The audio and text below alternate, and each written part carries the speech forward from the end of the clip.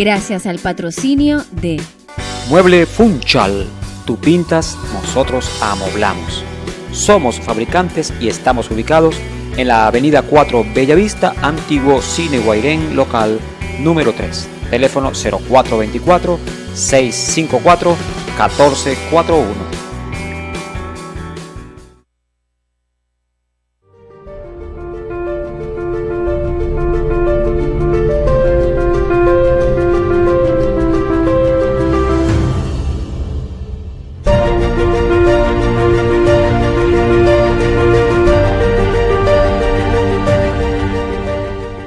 Saludos usuarios y usuarias de Coquibacoa Televisión, el canal que cumple 7 años en este 2018. Todos ustedes sean bienvenidos y bienvenidas a nuestro programa En el Medio, en plena fiebre del Mundial de Fútbol. En este caso se juega en Rusia. Tendremos la oportunidad hoy de conversar con dos personas que son conocedoras, muy conocedoras del fútbol y que además de eso lo han hecho su pasión de toda la vida. Me refiero a Javier Parra Peña, que casualidad tiene el mismo nombre y apellido que yo, pero es así porque es mi hijo, Javier Parra Peña. Él es periodista deportivo, trabaja en el portal de noticias Noticia al Minuto y su área específica, por supuesto, son los deportes y en particular el fútbol. Vamos a aprovecharlo entonces para que hoy nos hable de toda esta pasión que se ha despertado en el mundo nuevamente cada 4 años cuando llega el Mundial de Fútbol. Y también nos va a acompañar un amigo y camarada, compañero de trabajo de Coquibacoa Televisión, Alexis Cabezas, el abuelo. Alexis, bienvenido. Alexis fue directivo de la famosa barra sinvergüenza del Maracaibo Fútbol Club, que tanto dio que hablar, y de eso vamos a conversar también en el día de hoy. Y también es un apasionado del fútbol que lleva por la sangre, por todos sus poros, lo que es esta pasión. Vamos a conversar con ellos, pero antes, por supuesto, vamos a comenzar con la pregunta de la semana, que tiene que ver con el tema de hoy, el Mundial de Fútbol. Adelante la pregunta de la semana en el medio cultural. Consejo Legislativo del Estado Zulia trabaja por el futuro del pueblo. Zulia, futuro seguro.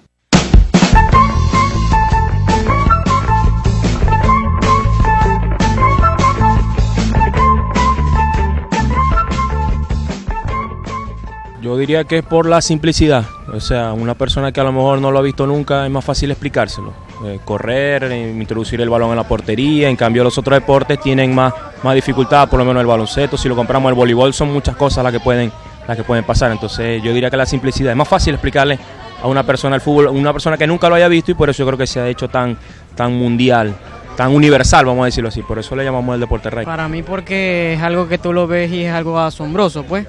Cuando ves a un Cristiano Ronaldo o un Neymar mover el balón es algo impresionante, pues. Es los reyes del fútbol, pues. Ver el fútbol es algo impresionante en realidad. Porque, no sé, es el más famoso a nivel mundial, digo yo. Dele. ¿Por qué se denomina el fútbol el deporte rey? Porque es un deporte que se juega a nivel mundial, ¿no? Casi todos los países del mundo practican ese deporte. Bueno, es el deporte rey debido a la popularidad que tiene el fútbol, es el más visto. De hecho, con la Copa Mundial es una gran fiesta, todo el mundo se paraliza. Desde la época de Pelé se ha vuelto muy popular el fútbol y bueno, me atrevo a decir que es el deporte más visto por los fanáticos del deporte.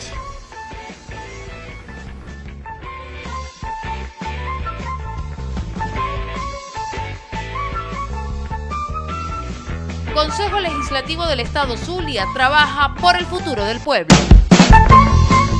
Zulia, futuro seguro.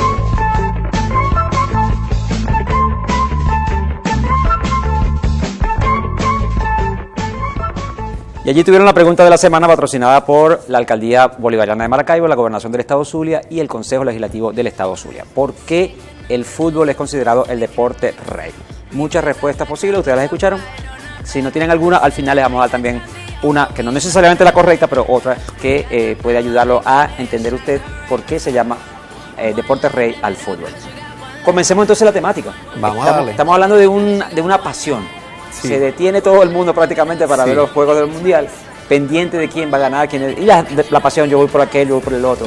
Lo que sí tenemos mucho es necesidad de recuperar un poco la historia del Mundial y la historia del fútbol en general. Conversemos entonces por ese lado. Tenemos con nosotros, como les comenté al comienzo, a Javier Parra Peña, periodista deportivo de Noticia al Minuto, y también está con nosotros Alexis Cabezas, el abuelo, exdirectivo de la famosa Barra Sinvergüenza. Comencemos entonces la conversación. ¿El fútbol desde cuándo se juega?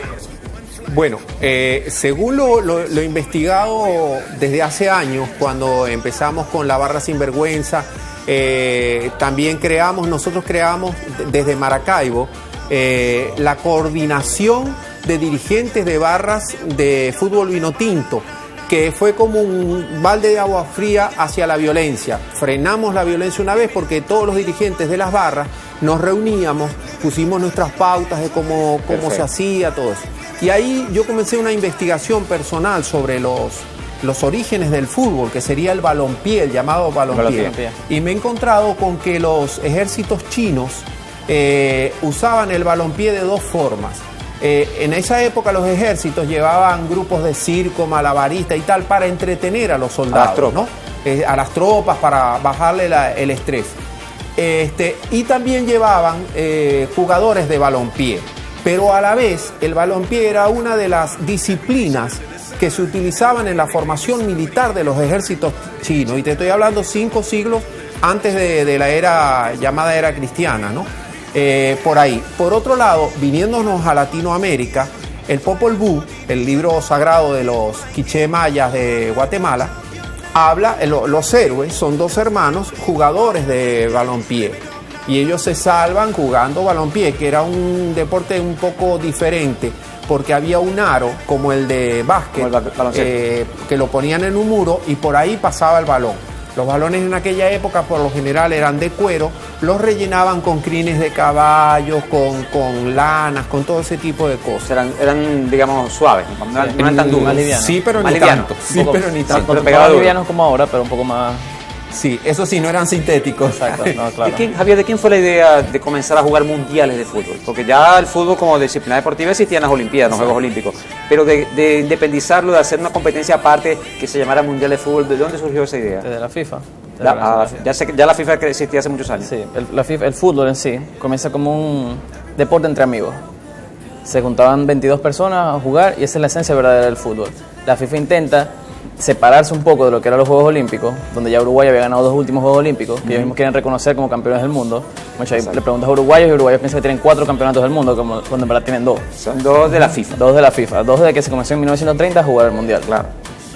En sí, son los europeos los que comienzan a organizar de manera más directa el fútbol. En mundiales, pero ya antes se jugaba en Copa Libertadores, ya se jugaba a nivel de clubes. A nivel de selecciones se plasma ya en 1930, desde la FIFA. O sea, la Copa Libertadores es previa, inclusive, creo que es la primera Copa la primera. De fútbol profesional en el mundo, ¿verdad? Sí, en el mundo. Es de América Latina. Latina en particular. Sí. Perfecto, o sea, eso es un buen dato. Y mantiene, ¿cuántas Copas Libertadores van ya? Más de 50, ¿verdad? Unas cuantas. Mucho más de 50. Pese a los cambios de nombre y todo eso. Que es anual. Sí, ha tenido varios cambios. Anual. Sí. Exacto. Bueno, claro, esa es la diferencia, que es anual, mientras que los mundiales son cada 4 años. 4 años. Salvo un periodo en el que se dejó de jugar fútbol. Javier, ¿cuál fue ese periodo? En mundiales de fútbol. La Segunda Guerra Mundial. Tuvo un tiempo de... Se reanuda en el 50 cuando se fue en Brasil, cuando Uruguay le ganaba a Brasil el famoso maracanazo. Que todavía levanta mucha... Todavía levanta le quita a Brasil emoción. En su primer mundial, porque era el primer mundial que iba a ganar Brasil en ese momento. Sí. Correcto. Porque ya Uruguay había ganado 1, Italia venía a ganar 2. Y en ese cuarto mundial, después de esa pausa por la Segunda Guerra Mundial, Uruguay volvió a ganar el mundial, venciendo a Brasil en el Maracaná. Creo que se perdieron 2 mundiales, ¿no? Sí. Durante la guerra. Exacto, 2 mundiales. O sea, en la secuencia 2 mundiales dejaron de realizar. Sí. Claro. Estamos hablando de ese famoso maracanazo en el que todo el mundo daba por seguro que Brasil iba a ser el campeón, porque como no era un juego no era una final, sino que ese juego solamente con empatar Brasil el partido ya quedaba como campeón. Sí. No era la final como después se conoció. Y no fue así, le ganó Uruguay 2-1, si no me falla la memoria, ¿verdad?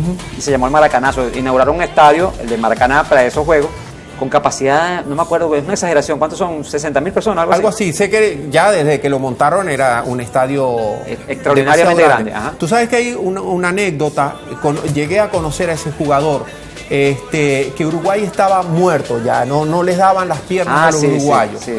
Y un jugador, Obdulio Varela, en una agarra el balón y empieza a caminar y a decir nada, porque él gritaba, cosas así, nadie le entendía qué era lo que pasaba. ¿Qué hizo? Logró que los brasileros, digamos, se enfriaran, los uruguayos respiraran un poquito, y eso fue lo que se llama el famoso segundo aire. Yo no sé si viene de ahí o no, pero tiene mucho que ver con eso, el segundo aire, para que lograran los uruguayos reponerse y ganarle a Brasil. Impresionante. Eso trajo, hubo brasileños que se suicidaron y todo. Sí, de verdad por la depresión. Y hay, como eso, hay muchas anécdotas porque el fútbol de verdad es una pasión para gran parte del mundo, ¿no? Y incluso incluyendo los latinoamericanos, porque hay quienes piensan que solamente en Europa. No, América Latina es una pasión tal que brasileños y argentinos tienen una rivalidad, y uruguayos tienen una rivalidad ya centenarias prácticamente. Muy grande, muy grande. Y muy grande.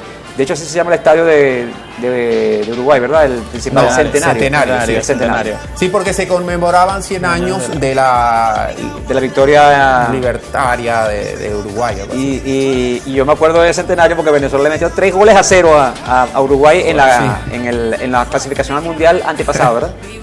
3-0, fue una cosa impresionante. La Vinotinto le ganó a Uruguay en esa eliminatoria, aunque lamentablemente Venezuela no logró clasificar, como no ha logrado clasificar a ninguna de las finales, de las etapas finales de los mundiales. Tú sabes, Javier, mi hijo fue al Centenario y cuando volvió me echaba los cuentos y se morían de risa porque hacen paseos, tú sabes, todos esos estadios son ya museos.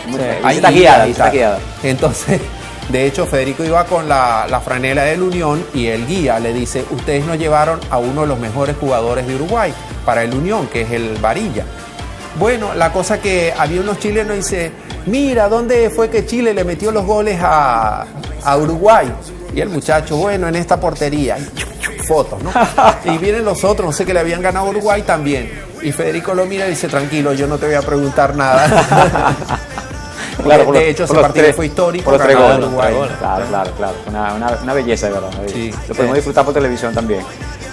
No vayan a pensar que no vamos a hablar de las posibilidades de los equipos, lo vamos a hablar en los próximos 2 segmentos. ¿Cuáles son las posibilidades que tienen los diferentes equipos? Hay 8 grupos. Y cuáles son los favoritos, de hecho, y cuáles son las simpatías que tenemos, porque cada quien tiene su simpatía cuando no está el nuestro, que es Venezuela, por supuesto. Simpatías por los demás, de eso también vamos a hablar. Ahora, en la historia del fútbol, en la historia de los mundiales, siempre se ha hablado de la posibilidad de la penetración de la política en general, la política de cada país donde se juegue, pero además de eso, de la FIFA, como que hay quienes incluso llegan a decir que la FIFA es un monstruo, una mafia, etcétera. ¿De qué estamos hablando? Estamos hablando de que realmente hay una mafia en lo que se llama la FIFA, la Federación de Fútbol. Dale primero tú, así yo hablo de último y no me puedo cortar. Bueno, hace poco hubo unas investigaciones, hubo un cambio de mandato inmenso en la FIFA por el mismo problema de corrupción. Desde Blatter hasta Platini, todos estuvieron cayendo por esos problemas de corrupción. Acerca de eso, más que todo por malversación de dinero, se habla mucho de apuestas de partidos, de que cuadraban los resultados para que ganara cierto equipo y diferentes casas de apuestas tuvieron más ganancias. También se habla mucho de cómo se acomodaban resultados, o sea, de cómo dentro de los propios mundiales intentaban acomodar resultados. El último que me acuerdo fue en el 2002, Corea del Sur. Corea del Sur llega a octavos de final después de clasificar en fase de grupo en su propio mundial y después se enfrenta, no me acuerdo muy bien el orden, a España e Italia, y ambos partidos, muy criticados por las decisiones arbitrales que hubo, llevaron a Corea del Sur a las semifinales. Me ha dicho un árbitro ecuatoriano, él, si no me acuerdo, no recuerdo, creo que fue contra España. Él después fue destituido, y después lo encontraron, aparte ya fuera de sus labores, transportando droga a otros países. Al que había sido al árbitro, al ecuatoriano. Qué impresión, de verdad. Para mí, definitivamente, el fútbol tiene 2 condiciones a ese nivel, ¿no? Yo siempre digo que ya no podemos hablarlo como deporte. Claro.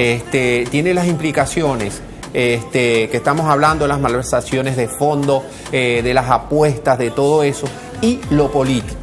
Cuando me dicen que no tiene nada que ver, les doy un solo ejemplo. Argentina 78.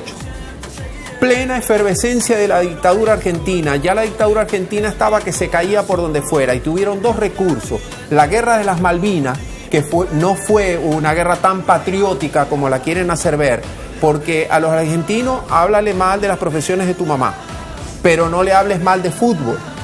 No le hables de las Malvinas, que son británicas, porque ahí sí se vuelven locos. ¿Qué lograron? que el pueblo argentino, con la inyección, con la droga del fútbol, se olvidara de todo eso. Además, adormecieron al pueblo y siguieron con la represión brutal que fue Argentina, ¿no? En el año 78, que fue justamente el tope de la perversión de la dictadura argentina.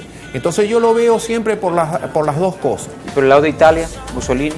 Bueno, ahí tienes el caso, él comentaba antes del programa el caso de Italia. Hay muchos casos que se dieron que los partidos se llevaban a ciertos países para tapar. Yo les tengo, sinceramente, la situación que está Venezuela, yo le tengo muchísimo miedo al Mundial, porque el Mundial de fútbol, igual que las Olimpiadas, ojo, han sido siempre unas grandes cortinas de humo, Javier. Y bueno, para los Javieres, ha sido grandes cortinas de humo, ¿verdad? Que han ocultado aconteceres internacionales que después que pasan, ay, mira lo que pasó en tal lado, ay, mira lo que pasó en tal otro. Sí.